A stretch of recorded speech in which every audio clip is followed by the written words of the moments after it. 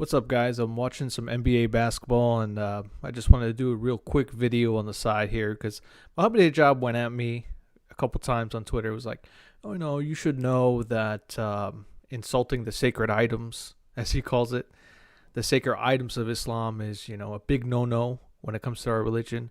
And some people were asking me, how did you get out of the insulting thing out of Islam?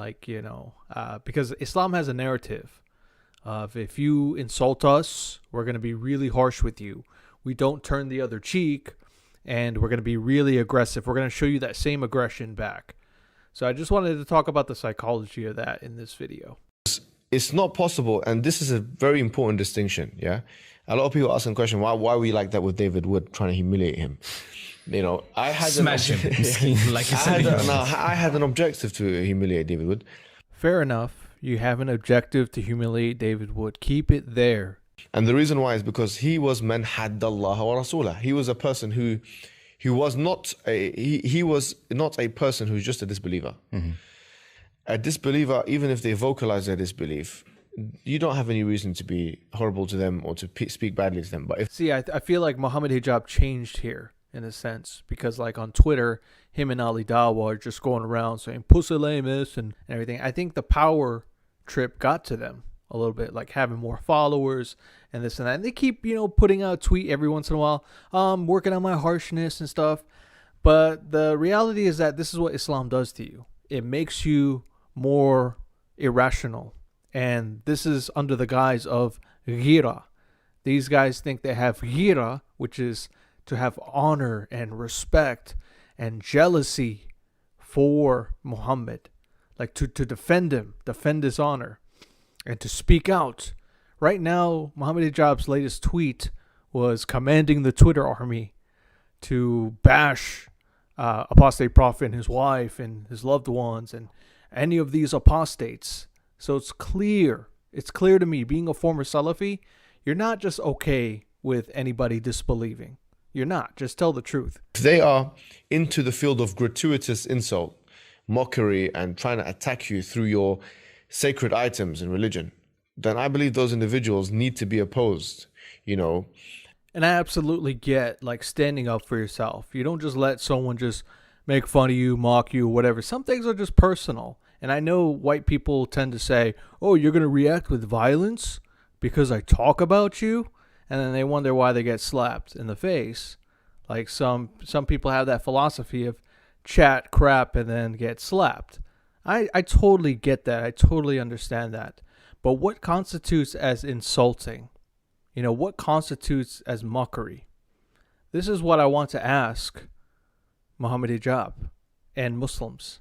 Like, why is everything verbal abuse? Why is everything insulting?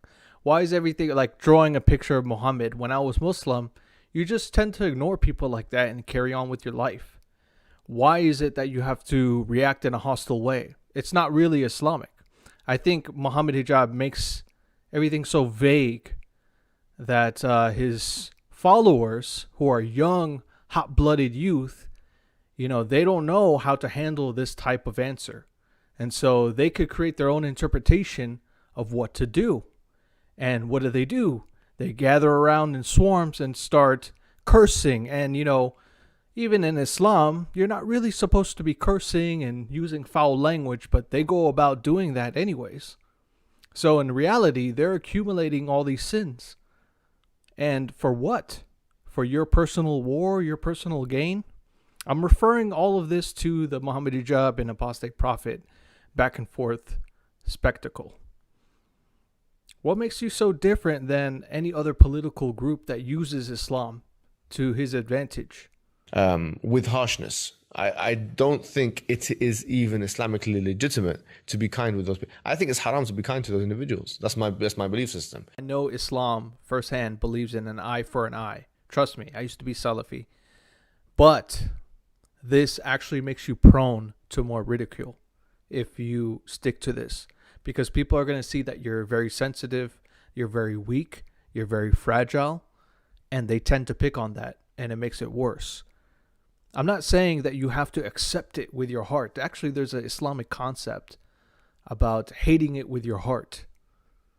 and if you cannot change it with your hands.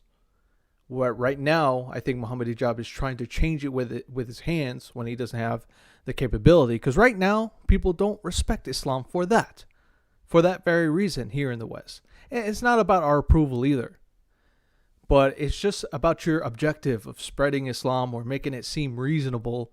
You're doing more harm that way. If you want to react with such vulgarity and such weakness, people will see that. I know you're a philosopher, Mohammed Hijab, so just think about this. If someone is on the record and they have been they've been mocking of the Rasulullah sallallahu alaihi wasallam, they have been attacking, Islam and the Muslims, and you're nice to them, that's haram to be like that, in my opinion. This is one thing I struggled with in Islam. I was a strict Salafi Muslim, and there was this apostate that kept mocking Muhammad, kept mocking over and over. And this happened like 10 years ago, Ben. And there came a point where she became harassed and stalked by this older guy. And I put a stop to it. I said, stop it. Hey, don't do that to her.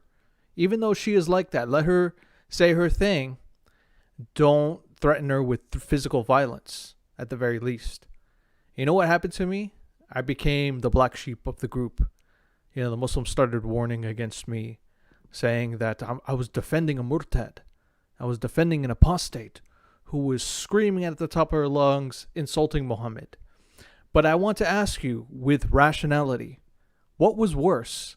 If physical harm was going to come to this individual, just a typical convert to Islam, she left, whatever. Physical harm, I saw it through my lens. What, was I supposed to let them, beat her up?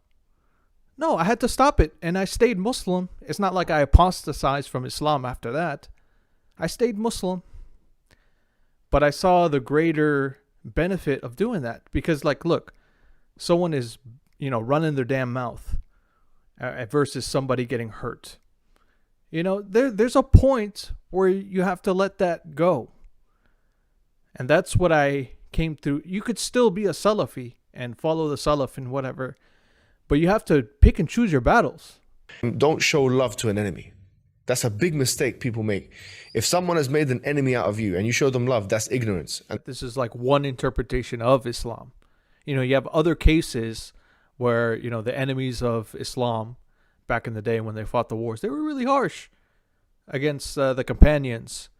But some of the companions, they showed them Islam was the way.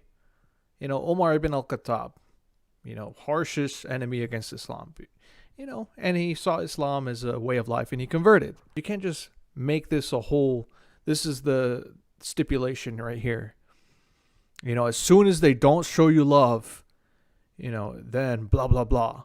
Because I've had many instances when I was a Muslim that I showed love to my enemies and they became Muslim. I don't mean to brag. Problem is, I'm not trying to take sides here. I'm just trying to get you out of this black and white thinking. You're not thinking rationally. And Allah has harsh words to say about people that do that. And unfortunately, we need to make the disclaimer, we're not talking about physical attacking them or anything. Oh, of course not. Yeah, just... yeah. So Muhammad, why and your buddies, why do you guys say, in Islamic State with the Emir, you guys would be killed? Is that dawah? Is that something wise to say to someone that leaves Islam? I'm not saying you have to bring out some flowers and some cake for us and stuff like that. But what happened to raising the bar and being higher than someone lower than you? Are you going to respond to every Twitter troll out there that's just screw Muhammad, blah, blah, blah? What happened to the adab? I remember back in the day, it was you got to spend 10 years learning akhlaq and adab before you could sit with a student of knowledge. All of that is gone. Now it's become bipolar. I attack you, you attack me. And I don't get this. I just don't fit in with this generation. I'm getting older.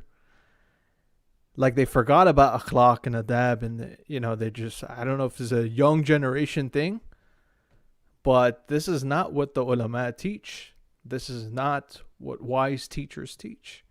To say, an eye for an eye and that's it. just insult the hell out of him. And your followers, I've never seen you stop any of them. And you yourself using curse words against the disbelievers.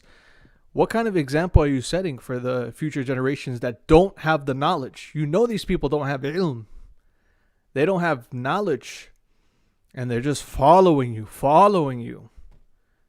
That's a big responsibility you have there. These young kids, think about the young kids. They haven't sat with Fawzan. They haven't sat with the senior ulama. You know they can barely pronounce some surahs from the Quran. And they look at you and they think you're the prime role model. So I just ask you to reconsider your position of what you tell people out there. You're telling a bunch of young people out there, hey, yeah, harass them, dox them. Look at apostate prophet's wife. And let's just make all these sexual jokes. Yeah, Mohammed, Hijab. This is strange. No scholar of Islam preceded you in doing any of this. And I know that makes you boring when you say stuff like that. A Muslim could be agreeing with me, like Yusha Evans. If he were watching this, he could be agreeing with me. And I know he's irrelevant, compared to you, because he actually says more of the right things. You and Ali Dawa and Adam Saleh, unfortunately, you guys are in this for like the entertainment gig. That's what I have a problem with. Like, why can't you be real for a moment?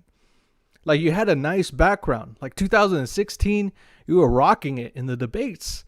But there's something this year that I don't know if it was the subscribers that got to your head, the Twitter followers. I don't know what.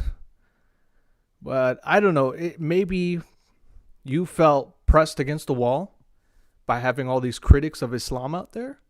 But I'm just saying from heart to heart, like if I were in your position, yeah, I would feel upset. Because I know what it was like to have critics of Islam just constantly insulting Muhammad and everything. It's worse now than it was like 10 years ago. But what I would do is I would set an example. I'd make fun of the critic. I wouldn't get their family involved or anything like that. I'd make fun of the critic and, you do your harshness and khalas, that's it. But you don't, target people that are not involved with it. Innocent bystanders. You could say, oh, well, she's married to him. That means she agrees with everything that he does. It's unjust. You know that on the day of judgment, you're not going to be asked about your father. And you guys live in the same household. But it's the same concept. You see what I'm saying? So hopefully, I don't know if you this gets passed on to you, but that's all I got to say.